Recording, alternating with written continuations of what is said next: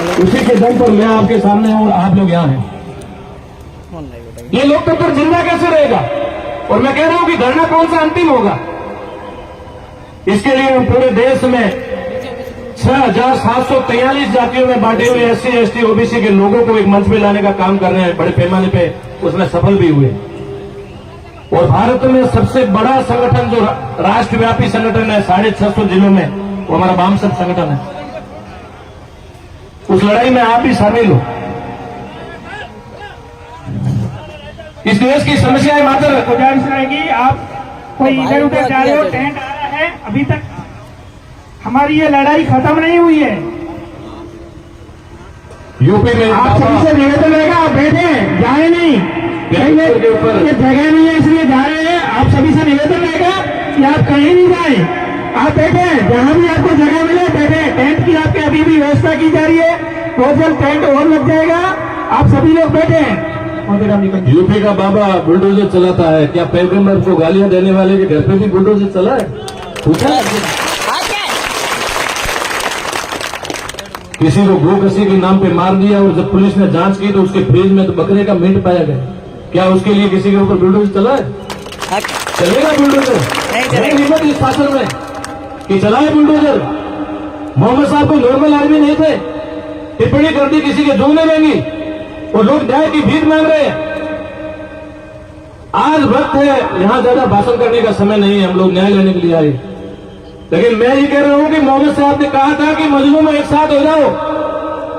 अगर 77 साल बाद आपको न्याय नहीं मिला तो भविष्य में न्याय की कल्पना मत करना। और मैं अभी 5 दिन पहले महाराष्ट्र में था, मैंने सुना कि विदर्भ, महाराष्ट्र का जो विदर्भ एरिया है वहां पर स्कूल है सरकारी भी अडानी को दे दिए, और वो परंपरा यहां तक आने में समय नहीं लगेगा। इसलिए आज वक्त है कि हम मोहम्मद साहब के पचनों पे चलें, और कोई किसी भी प्रकार का मसला होता है तो हम लोग एक ही मंच में आकर इसकी लड़ाई लड़े। डराने धमकाने से डरोगे तो कुछ नहीं होने वाला। लोकतंत्र सबको आजादी देता है, खाली बुलडोजर वालों को ही नहीं दे रहा है, न्याय लेने वालों को भी दे रहा है, समानता स्थापित करने वालों को भी दे रहा है, भेदभावों को नेस्तनाबूद करने वाले लोगों को भी दे रहा है, देश में संख्या के अनुपात में हिस्सेदारी को भी दे रहा है। कभी सांपनाथ डराता है तो कभी नागनाथ डराता है। दोनों का काम खाने का है, दोनों के अंदर जहर है, और खाने के बाद आदमी मरता ही है, पानी भी नहीं मांगता। उसका जब तक हम बंदोबस्त नहीं करेंगे तो हमारी समस्या समाधान होगा नहीं। आज ये समस्या हुई, कल दूसरी और होगी, परसों कोई और होगी। वक्त है अभी भी कि हम एक मंच पे आए और किसी माइका लाल की हिम्मत नहीं हो किसी व्यक्ति को गाली देने की। उन लोगों को तो क्या देना जिन्होंने पूरे देश के अंदर और पूरी दुनिया के अंदर समानता स्थापित करने के लिए बड़ा काम किया। आज के लोग जो है समानता स्थापित की, वो हमारे पुरखों ने नहीं की थी। उन्होंने समानता स्थापित करने के लिए और किसी भी व्यक्ति में भेदभाव नहीं ढूंढते हुए, जाति धर्म नहीं ढूंढते हुए दुनिया को इंसानियत का वास्ता दिया। आज इंसानियत नहीं है, किसी आदमी को पीट पीट कर मार डाला जाता है। बाद में पता चल रहा है कि उस आदमी ने 20 साल से गाय खरीदी थी और बाढ़ में दूध पीने के लिए लाया जा रहा था। आज तक किसी के साथ न्याय नहीं हुई। हजारों लोग जेलों में है आज भी। उनका कसूर सिर्फ इतना है कि वो मुसलमान है, उसके अलावा उसका कोई कसूर नहीं है। इसलिए हम लोगों को जो हमारे महापुरुषों ने जो हमको सिद्धांत दिया, नाश्ता दिया, उस पर चलना है। और इस न्याय की लड़ाई में जब तक न्याय नहीं मिलता तब तक हम लोग आपके साथ कलमन ढंग से साथ में खड़े। राजनीति से कोई मतलब नहीं, राजनीति बचा के रखो, जाए भाड़ में। बहुत बहुत शुक्रिया मोतीराम निरंजन साहब। आप सभी भाइयों से निवेदन है, हमें इस टाइम में जो हमारे साथ खड़ा है वो हमारा भाई है, फिर वाले राजनीति क्या हासिल करेंगे यार? ऐसे कैसे व्यवस्था होगी? कोई लोग मंच पे आके घेर के खड़े हो गए, कोई व्यवस्था नहीं, कोई जगह नहीं, माइक चलने की जगह नहीं, किसी को खड़ा रहने की जगह नहीं। आप ऐसे कैसे करोगे? ये जो लोग ट्रेन की पटरी पे खड़े हैं क्या चाहते हैं? क्या ट्रेन के नीचे आना चाहते हैं क्या? तो आपको बार बार बता रहे हैं ट्रेन के पटरी पे क्यों आ रहे हो? अब ट्रेन आ जाएगी फिर क्या नुकसान होगा ना? कुछ लोग तारों में बैठे हैं, ऊपर 3 फेस लाइन जा रही है, भैया नुकसान होगा ना? भाई नीचे बैठो, मथे बैठा है ना और ढीला आप सभी से गुजारिश है, आप बैठ जाएं। जहां भी जगह आप खड़े रहने की जगह वो बैठने की भी तो हो जाएगी ना, आप बैठ जाओ। अभी मैं हमारे समाज के हरदिल अजीज एडवोकेट साकर साहब से निवेदन करूंगा वो हमें अपने शब्दों से नवाजे।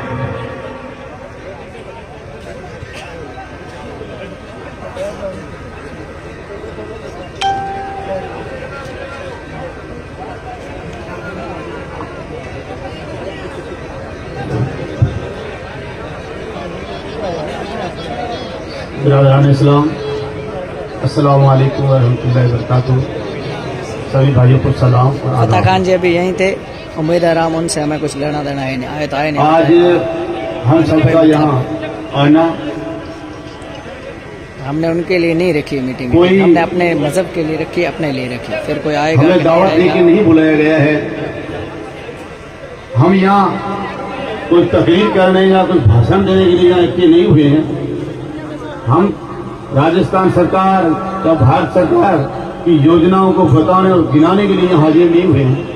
हम दुखी हैं, हम दुखियारी हैं और दुख के साथ यहाँ हाजिर हैं। यहाँ जितने लोग हैं इन किसी भी आदमी को यहाँ दावत देकर के यहाँ नहीं बुलाएंगे, वो अपने दुख से यहाँ हाजिर हुआ है। यहाँ आने वाले लोग सारे अनुशासित सिपाही हैं।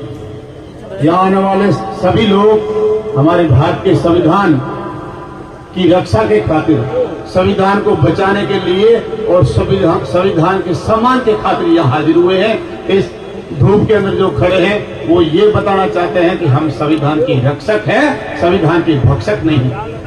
मैं सभी लोगों से ये निवेदन करना चाहूंगा, आप जिस प्रकार से अनुशासन के साथ आए हैं आपको कोई कहने की जरूरत नहीं पड़ेगी। आप जिस जगह पे खड़े हैं वहां बैठ जाए। हम यह तमाशा देखने के लिए हाजिर नहीं हुए हैं। हम यहाँ कोई भीड़ का हिस्सा बनने के लिए हाजिर नहीं हुए हैं। हम दुख से आए हैं। हमारे साथ ये जो नापाक ताकतें, कुछ नापाक इरादे के लोग ये जिस प्रकार से शांति को भंग करने की कोशिश कर रहे हैं, हमारे सामाजिक सौहार्द को बिगाड़ने की कोशिश कर रहे हैं, या गंगा और यमुनी जो तहजीब के हम वर्षों से लोग रिवाज कर रहे हैं उनको बिगाड़ने का कोई प्रयास कर रहे हैं, उनको मुंह तोड़ जवाब देने के लिए यहाँ आए हैं। तो मैं सभी लोगों से अदब अर्ज करना चाहूंगा, आप जिस जगह भी खड़े हैं वहां बैठ जाएं। हम यह धरना के लिए आए हैं, कोई भाषण देने के लिए नहीं आए। हम कोई किसी को पाठ बजाने के लिए नहीं आए। हम यह धरना देने के लिए आए। सभी भाइयों से मेरा निवेदन है कि आप जिस जगह पे खड़े हो वहां बैठ जाएं। आप अनुशासन का परिचय दें। कई लोग हम पे निगाह रख के बैठे हैं, उन लोगों को ये मैसेज दे कि हम एक इशारे पे बैठने वाले हैं और एक इशारे पे खड़े होने की हम बिल्कुल नहीं हैं। हम सब्र वाले हैं, हम सब्र के साथ में हैं, क्योंकि हमें मोहम्मद साहब ने सिखाया है कि आप सब्र के साथ काम लो, सब्र वालों के साथ खुदा होता है। तो आप सभी लोगों को निवेदन करना चाहूंगा, आप सब्र के साथ काम लें और बैठ जाएं। मुझे पूरा विश्वास है, मुझे प्रशासन पर बहुत विश्वास है और मुझे इस बात का फख्र है कि हमारे बाड़मेर जिले में हमारा जो जिला कलेक्टर महोदय है और हमारे जिले का जो पुलिस का सुपरिटेंडेंट कमांडेंट जो एसपी है, दोनों बड़े नेक दिल और बड़े निष्पक्ष ईमानदार बंदे हैं।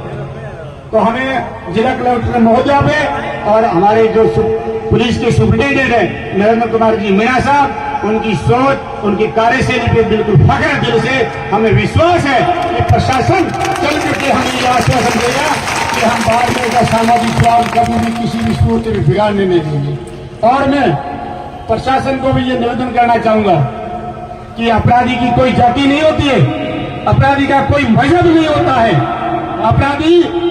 अपराधी होता है, चाहे वो हिंदू हो, चाहे मुस्लिम हो, चाहे सिख हो, चाहे ईसाई हो, उसकी कोई धर्म नहीं होता है, उसकी कोई जाति नहीं होती है, उसका कोई मजहब नहीं होता है। वो ओनली फॉर एक अपराधी होता है, वो क्रिमिनल होता है, उसके कोई अपराधी की कोई जाति नहीं होती है। तो मैं ये प्रशासन से निवेदन करना चाहूंगा, जिन लोगों ने अपनी गंदी सोच के साथ, अपनी गंदी जुबान के साथ ये गलत टिप्पणियां की है, लाखों करोड़ों लोगों की भावना को आहत किया है, ये सिर्फ मुस्लिम बिरादरी को ठेस नहीं पहुंची है, मोहम्मद मुस्तफा सल्लल्लाहु अलैहि वसल्लम पूरी कौम के, सिर्फ एक कौम के नहीं, पूरी दुनिया के जो है वो पूरी दुनिया पे रहमत बन के आए थे।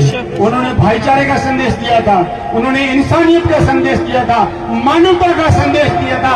तो ये जो पूरी मानवता है, उस मानवता को बदनाम करने की किसी ने साजिश की है, किसी इंसानियत को शर्मसार करने की जो साजिश है, उस पर लगाम लगना चाहिए। मैं प्रशासन से, जिला कलेक्टर महोदय से, एसपी साहब से निवेदन करना चाहूंगा, हम यहाँ कोई भीड़ इकट्ठा करने नहीं आए। हम चाहे धूप हो, चाहे सर्दी हो, चाहे गर्मी, हम धरना देने के लिए आए। जब तक आप अपराधी नहीं पकड़ोगे, जब तक आप अपराधी को नहीं पकड़ोगे, अपराधी के खिलाफ पीछे नहीं होगा, तब तक हम नहीं उठेंगे, नहीं बैठ जाएंगे। दूसरा हमारा निवेदन ये है कि ये लोग जो ऐसी हरकतें कर रहे हैं, इनके खिलाफ उन धाराओं में मुकदमा होना चाहिए जिन्होंने सामाजिक सौहार्द को बिगाड़ने की कोशिश की, वो धारा ऐड होनी चाहिए। उसके साथ साथ मैं तो ये खुले मंच पर, यहाँ पत्रकार भी विराजे हैं, पुलिस के नौजवान भी विराजमान है, मैं खुले मंच पे कहता हूं, ऐसे लोगों को आतंकवादी घोषित करना चाहिए, देशद्रोही घोषित करना चाहिए। देशद्रोही किसको कहते हैं? देशद्रोही की परिभाषा क्या है? कोई विद्वान मुझे बताए। देशद्रोही की परिभाषा तो यही है जो देश के लिए नुकसान करता है, जो हमारा भारत का संविधान और हमारा आईन है उसको नुकसान देने की साजिश करता है, वही तो आतंकवादी है, वही तो देश के लिए नुकसान है, वही तो देश का दुश्मन है। तो फिर ये क्या है? लाखों लोगों की भावना को आहत करना। आज हमारी पुलिस के अधिकारी टीम बना के दौड़ रहे हैं, ये सरकार का नुकसान नहीं हो रहा है क्या? ये नुकसान किसका हो रहा है? आज लोग कारोबार छोड़ के आए, लोगों ने गाड़ियां का तेल जला के यहाँ तक आए हैं। ये भारत का नुकसान हुआ है या किसी और का नुकसान हुआ है? मुझे ये बताएं। अगर भारत का नुकसान हुआ है, वो भारत के नौजवान सड़कों पे आके बैठ गए हैं, इन्होंने आज का अपना जो धंधा कारोबार बंद किया है, इन्होंने अगर तेल लगा जला करके देश का जो पैसा है उसको खर्च किया है। ये पुलिस की टीमें दौड़ रही है पीछे मुल्जिम के, पुलिस का तेल चल रहा है, पुलिस के जो नुमाइंदे हैं उनकी ये ड्यूटी व्यर्थ में किसी आदमी के पीछे दौड़ रहे हैं, नुकसान हो रहा है, लोगों की दिल रो रही है। तो इसको, ये रुलाने वाले को आतंकवादी नहीं कहोगे, देशद्रोही नहीं कहोगे, तो ये देश का वफादार कहोगे। मैं आप सभी लोगों से निवेदन करना चाहूंगा, हम संविधान के रखवाले हैं, हम संविधान के रक्षक हैं, हम इस ताकत जो संविधान ने दी है हम उसके साथ में खड़े हैं। और मैं खुला उन लोगों को चैलेंज देना चाहूंगा, हम संविधान के रक्षक हैं, कभी भी भक्षक नहीं बनेंगे। और जो लोग संविधान पे आंख उठा रहे हैं, संविधान को कमजोर करने की जो ताकतें रख रहे हैं, हम उनको खुला जवाब देंगे। तो मैं प्रशासन से भी ये निवेदन करना चाहूंगा कि हमारी शराफत का नाजायज फायदा किसी भी सूरत में नहीं उठाए। हम शरीफ हैं, हम हिंदुस्तान के संविधान की को दिल पे लगा करके गरिमा के साथ, हम कदर के साथ और हम सब्र के साथ यहाँ बैठे हैं। जिन लोगों ने गलत किया है उन लोगों को सजा होनी चाहिए, चाहे वो किसी हिंदू देवी देवता के बारे में गलत बोल रहा है, चाहे मुसलमानों के बारे में बोल रहा है, जैन ईसाई किसी के बारे में बोल रहा है, वो हमारा और आपका किसी का नहीं है। वो एक असामाजिक तत्व है, वो एक अपराधी है, वो अपराधी ही होना चाहिए, अपराध की निगाहों से उनको देखना चाहिए। और मैं आप सभी लोगों से निवेदन करना चाहूंगा, कोई हवाला नहीं करें, सब्र के साथ, पेशेंस के साथ, अनुशासन के साथ यहाँ बैठे। आपको किसी ने नहीं बुलाया, आप खुद चल के आए, आपका जमीर जिंदा है। जब तक हमें निर्देश नहीं मिलेंगे, एसपी साहब और कलेक्टर महोदय हमें कोई बात नहीं करेंगे, तब तक हम किसी भी सूरत में यहाँ नहीं जाएंगे। ना हम कोई भाषण सुनने वाले हैं, ना कोई भाषण करने वाले हैं, हम लोग दुखिया हैं और दिल से दुख से बता रहे हैं।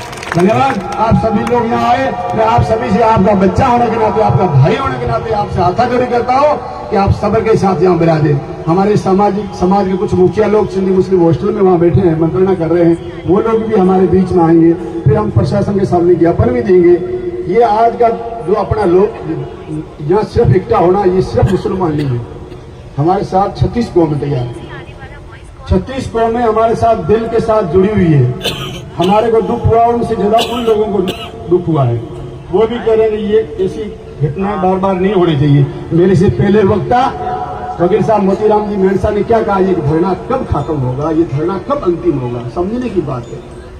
मैं तो ज्यादा कुछ लंबी चौड़ी बात नहीं करूंगा। आप सभी लोगों से एक ही निवेदन करना चाहूंगा, शांति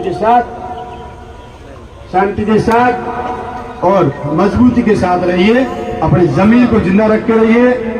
जब तक आपका जमीन आपको उठने की इजाजत नहीं देता है, तब तक मैं निवेदन करना चाहूंगा, जिस जगह पे बैठे हो वहीं बैठे रहे। मीणा समाज को, गुर्जर समाज को, इनके आरक्षण को तोड़ने की सरकार ने भी पहल की थी, उनको कमजोर करने की कोशिश ही हुई थी। फिर उनके क्या रिजल्ट रहे थे आपको पता है? क्या उनके नेता लोगों ने इशारा दिया, वही रात को बैठ गए, वही किसी को बुलाया था उन लोगों का? तो अभी आपको नहीं बुलाया ना, समझने की बात है।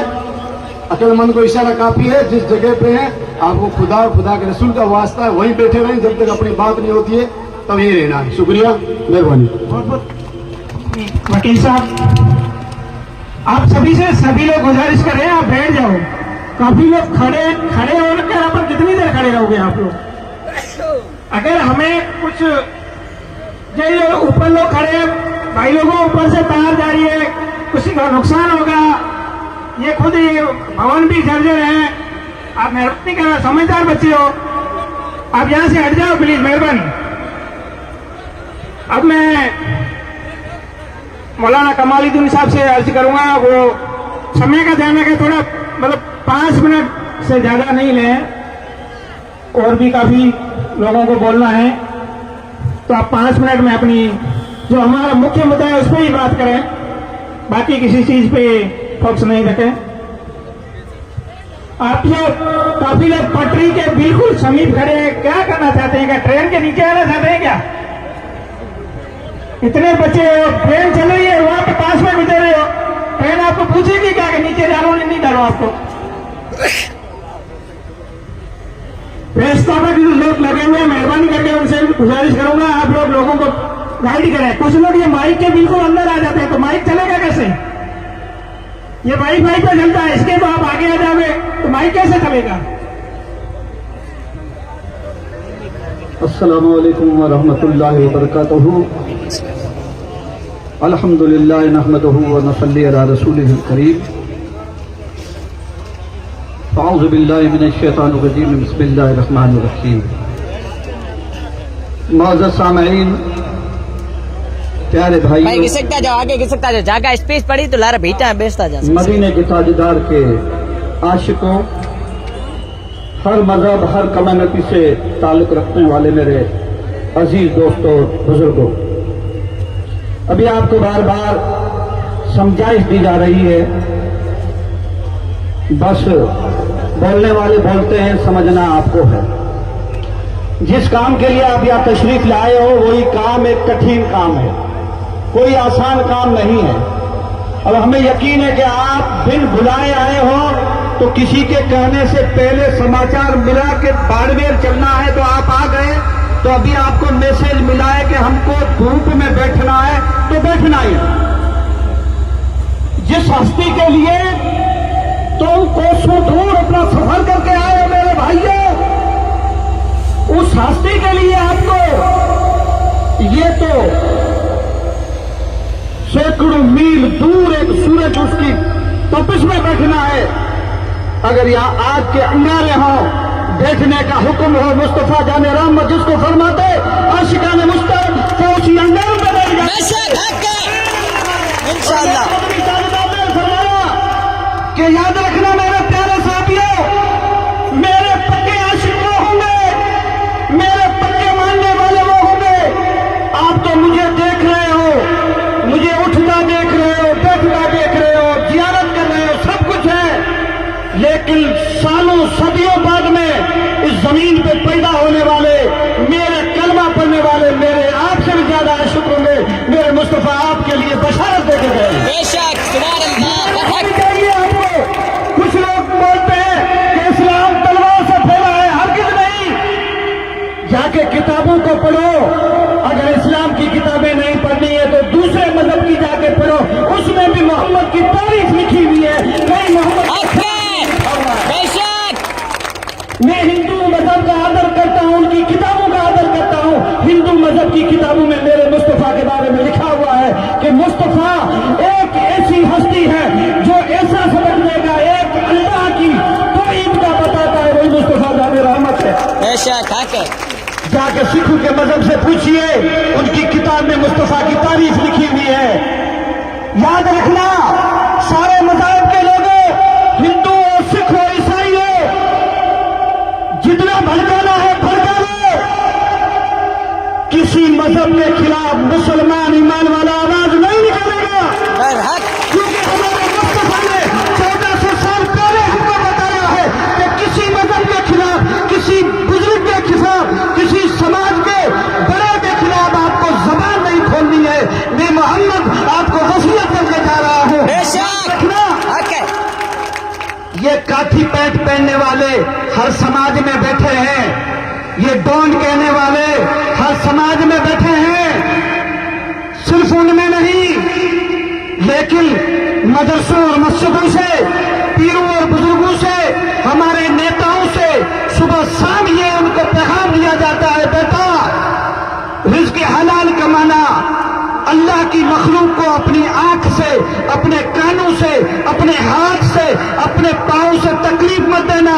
अगर तुमने अपने हाथ, पांव, आंख, जबान से अल्लाह की मखलूक को तकलीफ दी तो इस्लाम के दायरे से बाहर निकल जाओगे। याद रखना, तुम्हें इस्लाम में रहना है, किसी को तकलीफ नहीं देनी है। बरहक। आप मुस्तफा जाने रहमत की हमारे बीच पधारे हैं, हम उनका स्वागत करते हैं। शुक्रिया। उजाला समाज के लोग आ रहे हैं, हमारे मंच पे हक अतिथियों से निवेदन है आप इनको जगह दें। उदाराम जी तशरीफ ला रहे हैं, उदाराम जी, रफीक साहब, रफीक साहब आ रहे हैं, सारे सबका बड़े आदर लोगों का हम शुक्रिया अदा करना चाहते हैं। वक्त मुझे कम मिला है, लेकिन थोड़ा सा मैं वक्त लूंगा। आपको सुनाना चाहता हूं कि जहां खड़ा रहना है वहां खड़ा रहना, पसीना देख लेना। क़यामत का दिन सर से निकलने वाला पसीना आपके पांव से नीचे जाएगा, किसी को होठों तक, किसी को सर तक पसीना होगा। उस मैदान में बैठना है, वहीं भी खड़ा रहना है। अगर उस पसीने की जगह, उस सख्ती के रोज़े महशर में तुमको अगर बचाने वाली कोई जात है, वो मोहम्मद की जात है। बेशक हक है।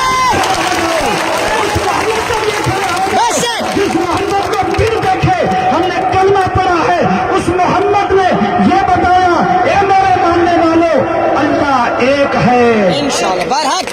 दो अल्लाह नहीं हो सकते।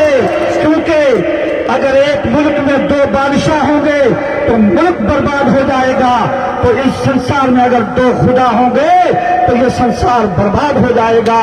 मैं शुक्रिया अदा करना चाहता हूँ, रातों दिन, सुबह और शाम मोहम्मद के दुरूद भेजता हूँ। ओ मदीने के ताजदार, हम तो अंधे थे, हम गूंगे थे, हम बहरे थे, हमारे पास कुछ नहीं था। बेशक। तेरा एहसान तो महबूब यही है कि एक खुदा की तस्बीह तो पढ़ा दी, बेशक हक है।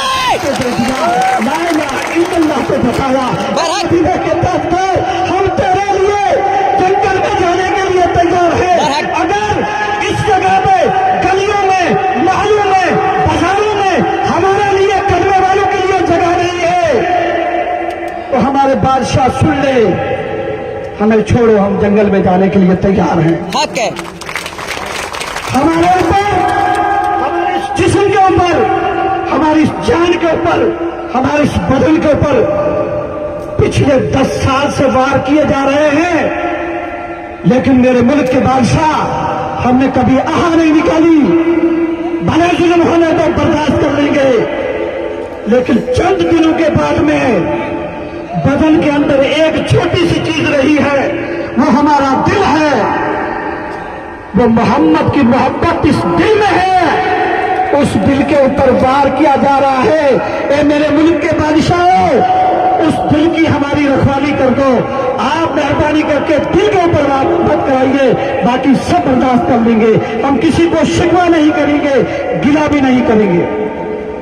प्रशासन से भी दरखास्त करना चाहते हैं कि आपको पता है, पुलिस लाइन में, पुलिस थाने में, एसपी ऑफिस में, बड़े बड़े पुलिस के महकमों में आराम से अपने अपने क्वार्टर में बैठे हो। ये तुम्हारा कोई अमन कायम किया हुआ नहीं है, तुम्हारी गलतफहमी होगी। ये हमारी गंगा जमनी तहजीब का, हमारे हिंदू मुसलमान बुजुर्गों का अमन कायम किया हुआ है, जो आज तक कर रहा है। तुम आराम से अपनी बैरकों में बैठे हो। ये राजस्थान की, इस मारवाड़ की धरती की खासियत है, कोई किसी के खिलाफ नहीं बोलता। अगर जाट मुसलमान के खिलाफ बोलेगा तो जाट अपने आप उसको चुप करा देंगे।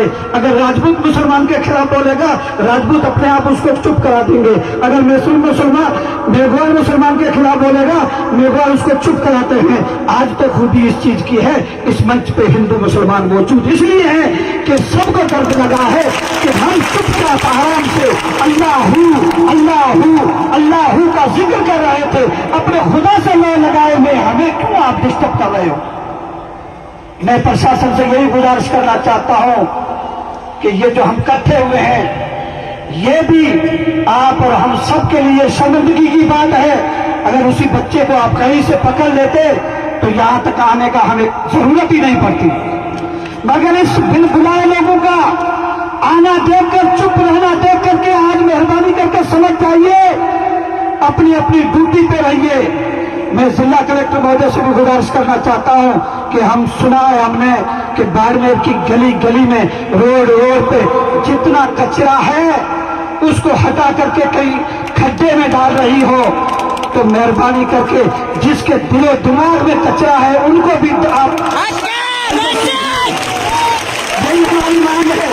इंशाल्लाह उम्मीद है कि ये कलेक्टर महोदय करेगी। जिनके दिमाग में कचरा है उनको निकाल दो। और मैं खास करके यही गुजारिश करना चाहता हूं, दिल्ली की बात नहीं करता, दिल्ली में भागीदारी हो या ना हो वो अलग चीज है। राजस्थान की सरकार से कहना चाहता हूं कि जो बोलना है बोल, लेकिन तेरी सरकार में मुसलमानों की भागीदारी है, कल भी थी। इंसाफ करोगे तो कल भी होगी। बांटने की कोशिश करोगे तो भैया अगर इस दुनिया में पैदा हुए हैं ठाक से जी के चले जाएंगे, तुम्हारे जलने से कुछ नहीं होगा। जलने वाले हम मोहब्बत करने वाले हैं। हमें यकीन है कि अभी जो राजस्थान के अंदर कैबिनेट है उसके अंदर भी 90% लोग अमन पसंद है। उनसे गुजारिश करना चाहता हूं कि मुल्क में अमन कायम करना तुम्हारी जिम्मेदारी है। राजस्थान को यूपी और गुजरात बनने न दें, इसकी जिम्मेदारी हमारी 36 कौमों के बुजुर्गों की है। मैं बुजुर्गों से गुजारिश करना चाहता हूं, बड़े लोगों से गुजारिश करना चाहता हूं, नेताओं से गुजारिश करना चाहता हूं कि अपने अपने जवानों को कंट्रोल करो। जवानों को कहो बेटा धंधा करो, पढ़ो, आगे बढ़ो, मुल्क की तरक्की में हिस्सा लो। इस दोनागिरी से कुछ नहीं मिलेगा।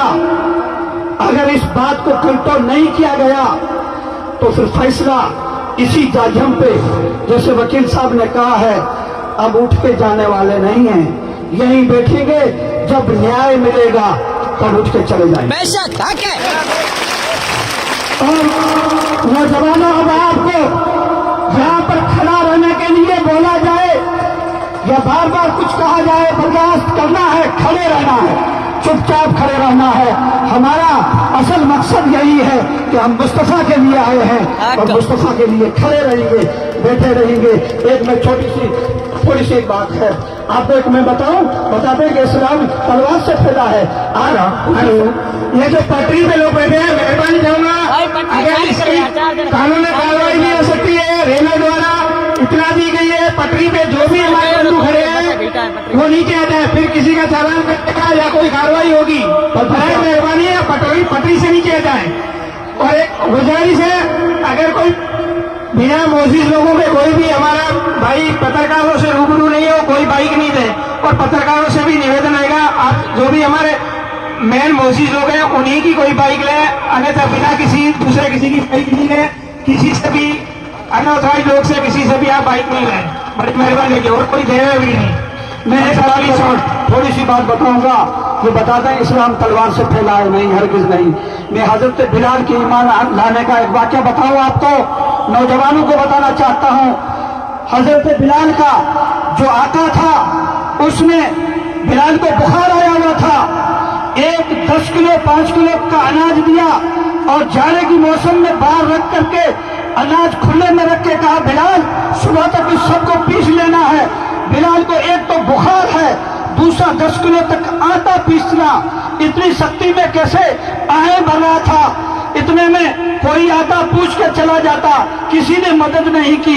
मदीने के ताजीदार ने आहें सुनी, आके देखा कि एक गुलाम की तरह काला कलोटा मैदान में बाहर जाड़े में बैठा हुआ है, सर्दी पड़ रही है, रो रहा है। पूछा बिलाल क्या मसला है? कहा कि ए बंदा, पूछने की जरूरत नहीं, बहुत सारे आए पूछ के चले गए, किसी ने मेरी मदद नहीं की कि मैं मदद करूंगा।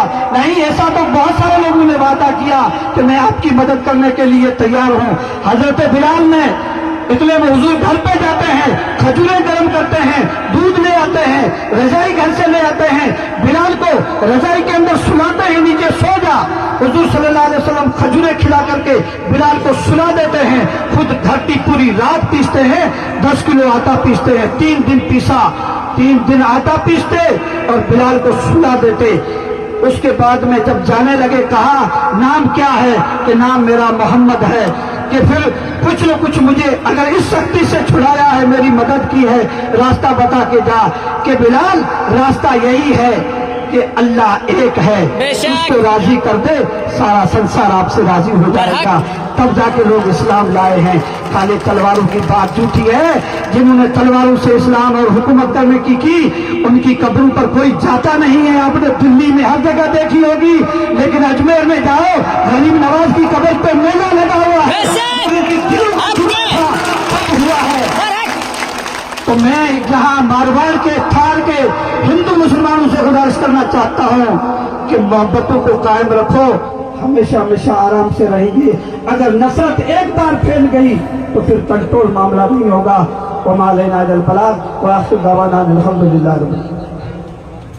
बोलने वाले से निवेदन है कि आपको जितना टाइम दे रहे हैं, मेहरबानी करके उससे ज्यादा टाइम नहीं लगे। हमारे पास वक्ताओं की बड़ी लंबी फहरिस्त है और इतना फिर हम लोग बर्दाश्त नहीं कर पाएंगे।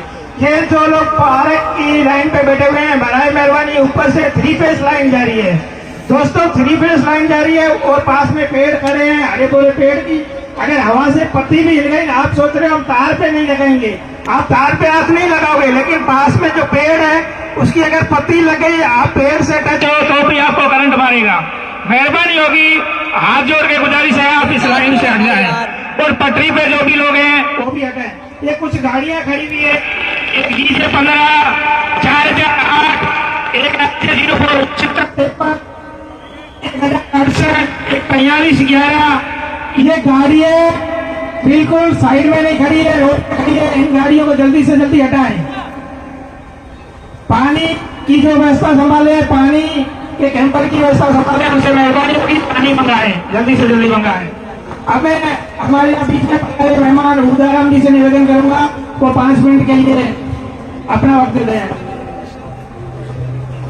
आए हुए तमाम साथियों से गुजारिश है कि ये जो लाउड स्पीकर लगे हैं इनसे दूरी बना के रखें और ये मशीन के पास जो खड़े हैं इनसे दूरी बना के रखें। सारा सिस्टम यहीं से चल रहा है, कुछ तो हमें मानना पड़ेगा। लाउड स्पीकर के बार बार वायर निकल रहे, तो आपके देखने का क्या फायदा। ये जो लाउड स्पीकर है इनसे थोड़ा सा दूरी बना के रखे चारों लाउड स्पीकर से, और यहाँ ये सिस्टम के पास जो खड़े हैं आपसे बराए मेहरबानी रिक्वेस्ट है। धन्यवाद। आज बड़ी संख्या में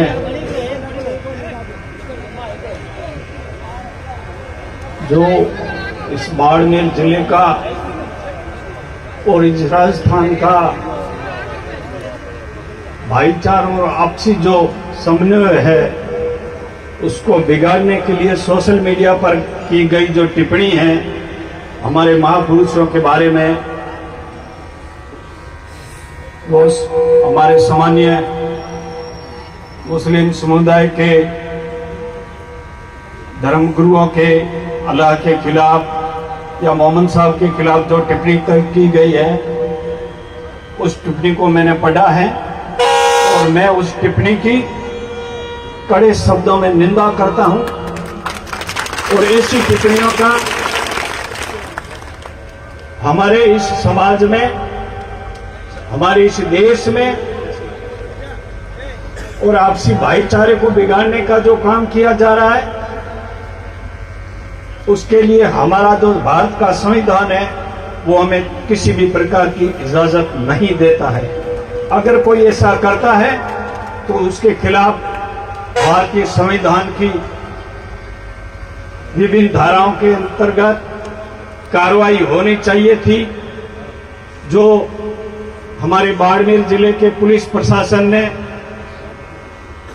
मुझे मालूम नहीं किस कारण से इतना वक्त लिया, जिस वजह से आज बड़ी संख्या में अल्पसंख्यक समुदाय के हमारे सामान्य भाई और दूसरे सभी धर्मों के जो लोग हैं, मुख्य लोग हैं, जो आपसी भाईचारे में विश्वास रखते हैं, किसी का अपमान होता देखना नहीं चाहते हैं, जो मानवीय विचारधारा रखते हैं, ऐसे सभी लोग आज के इस प्रदर्शन में शामिल हुए हैं। और ये हम सभी लोग मांग करते हैं कि तत्काल जिस व्यक्ति ने ये टिप्पणी की गई है उसके खिलाफ हमारे बाड़मेर जिले के और बाहर के जो सामान्य महानुभाव है उन्होंने भी अपनी पोस्टें करके जनप्रतिनिधियों ने आपसी भाईचारा बनाने के लिए एक संदेश देते हुए जो इसकी निंदा की है वो एक अच्छी बात है। आपसी भाईचारा बनाए रखने की अच्छी पहल है।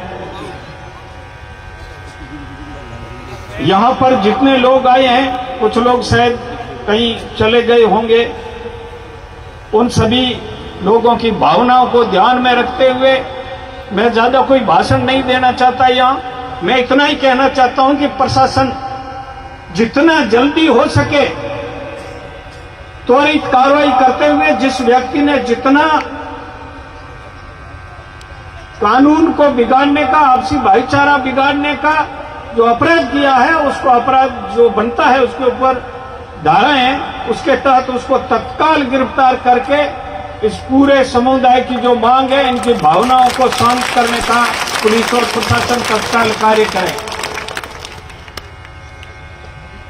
ये सोशल मीडिया का जमाना है।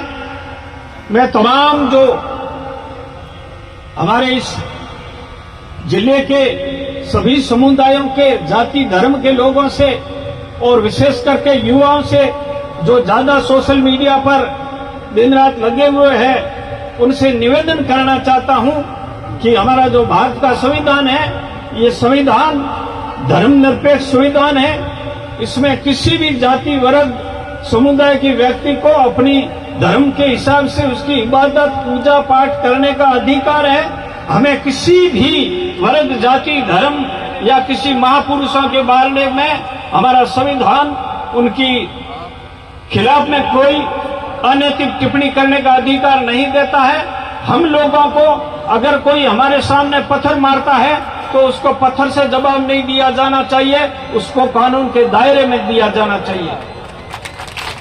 मेरे जैसे व्यक्ति के ऊपर कई बार टिप्पणियां हुई है, गाली गलौच हुआ है, लेकिन मैंने मेरी मां बहन को किसी ने गाली दी है तो मैंने उसको सामने इतना ही लिखा, लिखता भी नहीं हूं पर एक दो बार लिखा है कि तूने मेरी मां बहन के बारे में जो सोच रखी है वैसी मैं सोच नहीं रखता।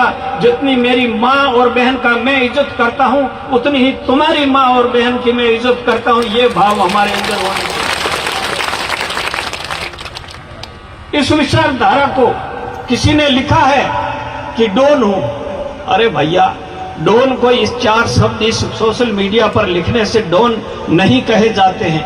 और डॉन की परिभाषा क्या है मैं समझ नहीं पाया हूं आज दिन तक। डॉन तो मैं उसको समझता हूं जिसके दरवाजे पर गरीब लोग सुबह जब अपनी किसी भी प्रकार की समस्या हो लेकर के खड़ा हो, उसकी मदद करने वाला हो, भूखे को कोई रोटी खिलाने वाला हो, या जो मजलिस है, गरीब है, शोषित है, दलित है, उनकी पीड़ा को हरने वाला व्यक्ति, मैं तो उसी को डॉन मानता हूं। यार, किसी को गाली देने से तुम डॉन कैसे बन जाओगे? और हम लोगों को बिल्कुल संयम बनाए रखना चाहिए। उसको उसी मीडिया में उसी अभद्रता से कोई भी किसी प्रकार की टिप्पणी नहीं करे। हमारा आपसी भाईचारा बनाए रखें। कोई भी व्यक्ति किसी भी जाति से है वो कोई व्यक्ति गलती करता है, अपराध करता है, तो उसकी कौम पूरी की पूरी उस गलत और अपराध में शामिल नहीं होती है। तो हम लोगों को किसी जाति को उससे नहीं जोड़ना चाहिए, चाहे किस प्रकार का ही व्यक्ति हो, किसी जाति से हो, किसी समुदाय और जाति धर्म के खिलाफ बोलता है, उसकी कौम नहीं बोलती है। आज भी जिस व्यक्ति ने ये लिखा है और ऐसे पहले भी कई बार लिखा है, और मैंने देखा है, पूरी कौम तब शामिल उसमें मानी जाएगी कि एक आदमी ने आपराधिक या किसी को नीचा दिखाने का या किसी धर्म के बारे में लिखने का अगर दुस्साहस किया है और पूरे लोग उसका समर्थन करते हैं, तब मानते हैं कि पूरे में भांग पड़ी हुई है, पूरी जो कौम है या लोग उसका समर्थन कर रहे हैं, तो उसको शामिल है। एक व्यक्ति ने लिख लिया और पूरे लोग उसकी निंदा करते हैं, तो इसके लिए वो व्यक्ति जिसने लिखा है वही जिम्मेदार है, कोई जाति जिम्मेदार है, न कोई धर्म जिम्मेदार है। इसलिए आप सभी लोग यहाँ आए हो, हम लोगों को इस डेमोक्रेसी में, इस प्रजातंत्र में अपनी लाठी और तलवार से हमें अपनी जंग नहीं जीतनी चाहिए। हमें बाबा साहब B.R. अम्बेडकर के बनाए संविधान, गांधी जी के बताए अहिंसक रास्ते पर चलते हुए हम लोगों को अपनी मांगे अहिंसक आंदोलन के माध्यम से पूरी करवानी चाहिए। जैसा भी आप लोगों का निर्देश होगा उसमें कंधे से कंधा मिला करके अहिंसक आंदोलन के साथ में जब चाहोगे वहां खड़े रहेंगे। लेकिन इतना जरूर कहूंगा कि हमारी ओर से उस व्यक्ति या उस समाज के बारे में किसी प्रकार की अभद्र टिप्पणी, विशेष करके मैं अल्पसंख्यक भाइयों के युवाओं से निवेदन करना चाहता हूं कि आप बिल्कुल शांति बनाए रखें, संयम बनाए रखें और कानून और पुलिस प्रशासन पर भरोसा रखें। हमारी मांग हम बिल्कुल तरीके से रखेंगे और पुलिस प्रशासन को ये मांग पूरी करनी पड़ेगी। मैं ज्यादा समय नहीं लूंगा, आप लोगों ने मुझे बोलने का मौका दिया, बहुत बहुत धन्यवाद सभी को मेरी तरफ से। अस्सलाम वालेकुम। बहुत बहुत धन्यवाद उदयराम जी साहब आपका। बिल्कुल हमारे पास वक्ताओं की बड़ी लंबी लिस्ट है। मौलाना पठान साहब से 2 मिनट का वक्त रहेगा। मौलाना साहब आपके पास, बराए मेहरबानी आप 2 मिनट में अपना संबोधन कर। जो पीछे लोग रोड पे खड़े हैं, बराए मेहरबानी उनसे निवेदन रहेगा आप बैठ जाएं या रोड छोड़ के खड़े हो जाएं। कहीं भी आने जाने वाले पे या किसी को परेशान नहीं हो। ये जो पार्क में भाई लोग खड़े हैं, बार बार पुलिस प्रशासन के भी हमें निर्देश आ रहे हैं कि यहाँ पे ऊपर लाइन जा रही है, लाइट का खतरा है, आप मानते क्यों नहीं हो? आप अपनी जान जोखिम में डाल करके खड़े हो। मुझे समझ में नहीं आ रहा है कि आपकी जान जोखिम में, जान चली जाएगी बिना मतलब की, अगर कुछ करंट लग गया किसी की जान चली जाएगी फिर क्या हासिल होगा? या ये जर्जर हालत में भवन है, इसमें बैठे हो, कोई टूट गया, इसके नीचे जो खड़े हैं वो लग जाएगी उनके, आप मान क्यों नहीं रहे हो? कोई बात बता रहा है, किसी की बात मानो भाई। मौलाना इलियास कासमी, सरपंच प्रतिनिधि ग्राम पंचायत गंगापुरा, स्टेज पर तशरीफ लाए। मौजूद हजरात, अस्सलाम वालेकुम वरहमतुल्लाहि वबरकातुहू। नहमदुहु व नुसल्ली अला रसूलिल करीम, अम्मा बाद, फ़अऊज़ु बिल्लाहि मिनश शैतानिर रजीम, बिस्मिल्लाहिर रहमानिर रहीम। या अय्युहल्लज़ीना आमनुत्तक़ुल्लाह, सदक़ल्लाहु मौलानाल अज़ीम व बल्लगना रसूलुहुन नबियुल अमीनुल मतीनुल करीम व नहनु अला ज़ालिका लमिनश शाहिदीन व शाकिरीन वल्हम्दुलिल्लाहि रब्बिल आलमीन। मोहम्मद की मोहब्बत दीन हक की शर्त अव्वल है। मोहम्मद की मोहब्बत दीन हक की शर्त अव्वल है। इसी में हो अगर खामी तो सब कुछ नामुकम्मल है। इसी में हो अगर खामी तो सब कुछ नामुकम्मल है। बिरादराने वतन, अजीज बुजुर्गों, नौजवान साथियों और पत्रकार बंधुओं, बस जैसा वक्त मिला है मैं अपने वक्त में अपनी बात को समेटने की कोशिश करूंगा। मैं अदब के दायरे को मलूज रखते हुए जिस पैगंबर आजम दोनों जहां के सरदार इमामुल अंबिया की शान में तौहीन के जो अल्फाज लिखे गए हैं और जिस खालिक अकबर ने हमें इस दुनिया में पैदा फरमाया, उस खालिक कायनात की शान में भी उस व्यक्ति ने नाज़िबा कलिमात जो कहे जिनको हम इस मजलिस में पुकार नहीं सकते, बस दिलों पे यूं समझो कि बस एक तरह से छुरी चली हुई है लेकिन बस आप सोशल मीडिया के एतबार से जानते हैं, बोलने वाले ने भी ये जुमले बोले हैं।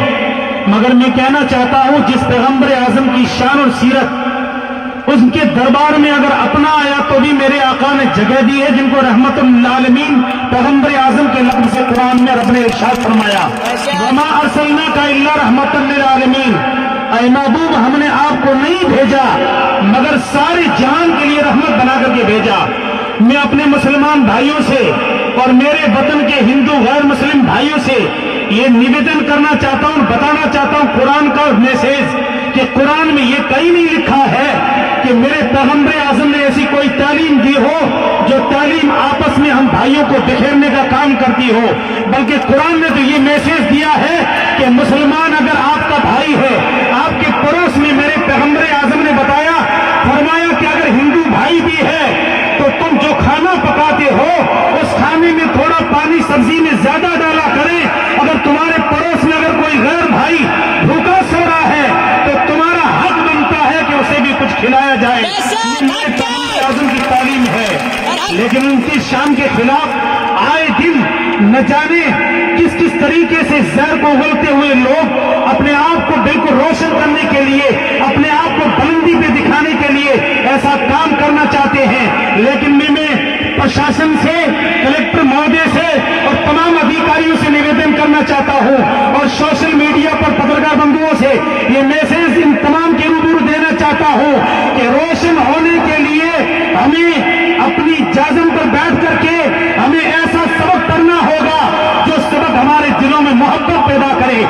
दिल में मोहब्बत होगी तो ये नहीं देखा जाएगा ये हमारा कौन सा भाई है, चाहे वो लाल कपड़े पहने हुए है, चाहे वो सफेद कपड़े पहने हुए है, चाहे वो चटाई में बैठा है या कोई ताजमहल में बैठा है, उसके दिल में यही होगा कि हिंदू भाई ये मेरा भाई है। ये हमारा मैसेज हमें कुरान ने दिया है, यही मैसेज रब के रसूल ने दिया है। लेकिन न जाने किस तरीके से अभी जैसा कि उदाराम ने बताया, ये कैसा डोन कि जो अपनी परिभाषा ये लिखता है नबी की शान में कि मैं ऐसे ही बकता रहूंगा, लेकिन मैं जिम्मेदारी के साथ, हमारा ईमान ये है कि अगर दिल में नबी की मोहब्बत है तो ही ईमान और जान है। अगर नबी की मोहब्बत में एक राई के दाने के बराबर भी किसी मुसलमान के दिल में कमी है तो उसको मुसलमान और मोमिन नहीं कह सकते। यही मैसेज कुरान का है, यही मैसेज रसूल पाक की हदीस का है। कौन कहता है कि मुसलमान किसी को तकलीफ पहुंचाता है? अरे मुसलमान वो मुसलमान है। मेरे नबी की आखिरी बात एक बिल्कुल मुख्तसर लफ्ज में अर्ज करके अपनी जगह को लेना चाहता हूं। तो आप हदीस पाक के बारे में इन बड़े बड़े उलमा इकराम से सीखें जो मेरे हिंदू भाई हैं। कभी मौलाना ताज मोहम्मद हो या कोई मौलाना मुफ्ती शेर मोहम्मद खान साहब हो, कोई पीर साहब की जात हो, आले रसूल की कचहरी में बैठ करके इन वक्ताओं से आप सुने कि नबी पाक की सीरत कैसी थी। लोग आज अपने आप को बुलंद करना चाहते हैं। मेरे नबी की दरबार में एक आने वाला गैर आता है और खाने की तलब करता है कि आका मुझे खाना खिलाया जाए। मेरे नबी उसको जगह देते हैं। वो मुसलमान नहीं था, वो गैर मुस्लिम था, नबी ने उसको बिठाया, रात को खाना खिलाया, लेकिन उसी खुदा के बंदे ने वहां पर नापाकी कर दी थी तो मेरे नबी पाक ने, और वो अपनी तलवार व हथियार भूल चुका था, वो बंदा चला जाता है, दूर जाकर के वापस आता है कि मेरा कीमती हथियार भूल गया। जब वापस तशरीफ लाते हैं तो दोनों जाके सरदार उसको गले लगाते हैं और उसी शाम को मेरे नबी के गुलाम जब देखता है वो खुदा का बंदा तो कहता है ऐसा अखलाक हमने किसी का नहीं देखा। ये मेरे नबी की शान थी। इसलिए मैं कहना चाहता हूं कि कभी भी ऐसी जबान का इस्तेमाल तुम्हें नहीं करना चाहिए। बस कलेक्टर महोदय तमाम प्रशासन से अर्ज है कि इसको तत्काल गिरफ्त करके अरेस्ट किया जाए ताकि हमारा माहौल और शांति बनी रहे। खुदा हाफिज, अस्सलाम वालेकुम। शुक्रिया मौलवी साहब। मैं मौलाना साहब से गुजारिश करूंगा कि आप लोगों को तकरीर का हम जलसों में सुनते रहते हैं, बड़ी मेहरबानी यहाँ पे तकरीर का मौजू नहीं बनाए। यहाँ पे सर समाज के लोग भी हैं, क्योंकि अपने को अपने मौजू पे ही चलना है कि किस मकसद से हुजूर सल्लल्लाहु अलैहि वसल्लम हमारे लिए सर के ताज है, हमारी जान है, उसमें कोई शक नहीं है, किसी मुसलमान में भी शक नहीं है। लेकिन यहाँ पे थोड़ा सा हमारे वक्त की किल्लत है, आप उसको ध्यान दें। अब्दुल शकूर साहब से निवेदन करूंगा, सिर्फ 1 मिनट रहेगा मौलवी साहब आपके पास। इसके बाद अस्सलाम वालेकुम रहमतुल्लाहि व बरकातहू। आसमान में लोबान की खुशबू आती है सांसों में लुबान की खुशबू आती है, जुबान पे रिहान की खुशबू आती है, जुबान पे रिहान की खुशबू आती है। और हम भी हमारे वतन से मोहब्बत करते हैं, और हम भी हमारे वतन से मोहब्बत करते हैं। हमारे जिस्म से वतन की मोहब्बत की खुशबू आती है, हमारे जिस्म से वतन की मोहब्बत की खुशबू आती है। सारे जहां से अच्छा हिंदुस्तान हमारा, सारे जहां से अच्छा हिंदुस्तान हमारा। हम बुलबुले हैं इसकी, ये गुलसिता हमारा, हम बुलबुले हैं इसकी, ये गुलसिता हमारा। स्टेज पर बैठे हुए मोअज़्ज़िज़ मेहमान और सामने ये ठाटे मारता हुआ समुंदर, आशिक रसूल, हम सब प्रशासन से यही मांग करना चाहते हैं कि जो बंदा हुजूर पाक सल्लल्लाहु तआला अलैहि वसल्लम की शान में गुस्ताखी करता है और आपको सबक दिया जाता है, एक हमने पहले छोटा सा ज्ञापन भी दिया, लेकिन उसका असर नहीं होने के कारण हमने वेड़िया, सांचौर, जालौर से लोग हमारे साथ अल्हम्दुलिल्लाह आए हैं, और भी लोग अब पीछे फोन आ रहा, गाड़ियां आ रही है 2 बजे तक इंशाल्लाह। तो आप सबसे गुजारिश है कि जब तक प्रशासन उस बंदे को गिरफ्तार नहीं करेगा तब तक हम लोग इसी धूप के अंदर नहीं करेंगे इंशाल्लाह। शुक्रिया। इंशाल्लाह।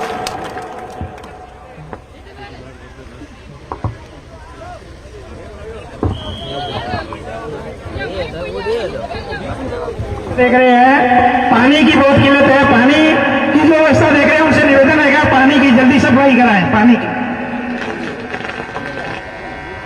मैं 2-3 मिनट का ही समय लूंगा और इसी समय में अपनी बात पूरी करूंगा। ये जो टेंट के चारों तरफ मेरे संघर्षशील युवा साथी खड़े हैं, वो एक बार अपनी अपनी जगह पर बैठ जाए, क्योंकि अभी बहुत सी कहानी बाकी है।